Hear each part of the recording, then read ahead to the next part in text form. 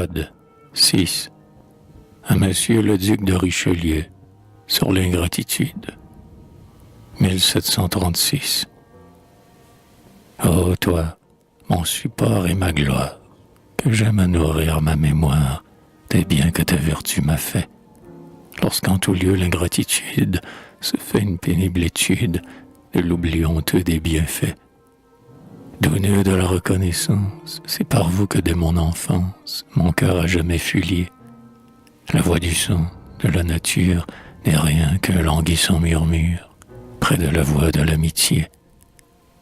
Et quel est en effet mon Père, celui qui m'instruit, qui m'éclaire, dont le secours m'est assuré, et celui dont le cœur oublie les biens répandus sur sa vie.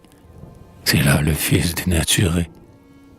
Ingrat, monstre que la nature, épîtré d'une fange impure, qu'elle dédaigna d'animer. Il manque à votre âme sauvage, des humains le plus beau partage, vous n'avez pas le don d'aimer. Nous admirons le fier courage du lion fumant de carnage, symbole du dieu des combats.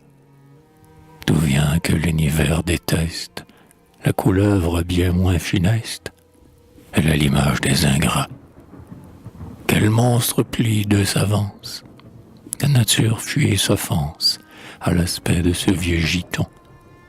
Il a la rage de Zoïle, de Gacon l'esprit, le style, et l'âme impure de Chausson. C'est des fontaines, c'est ce prêtre, venu de Sodome à Bicêtre, de Bicêtre au sacré Vallon. A-t-il l'espérance bizarre que le bûcher qu'on lui prépare soit fait des lauriers d'Apollon?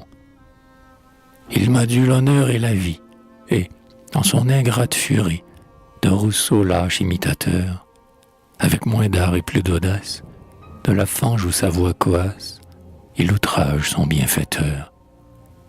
Qu'un hibernois, loin de la France, aille ensevelir dans Byzance sa honte à l'abri du croissant. D'un œil tranquille et sans colère, je vois son crime et sa misère. Il n'emporte que mon argent.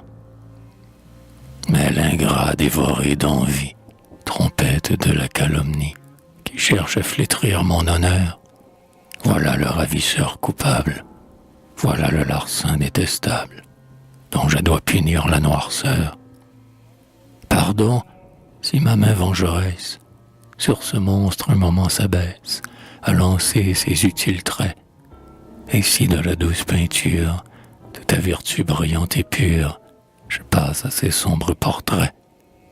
Mais lorsque Virgile et le Tasse ont chanté dans leur noble audace les dieux de la terre et des mers, leur muse que le ciel inspire ouvre le ténébreux empire et peint les monstres des enfers.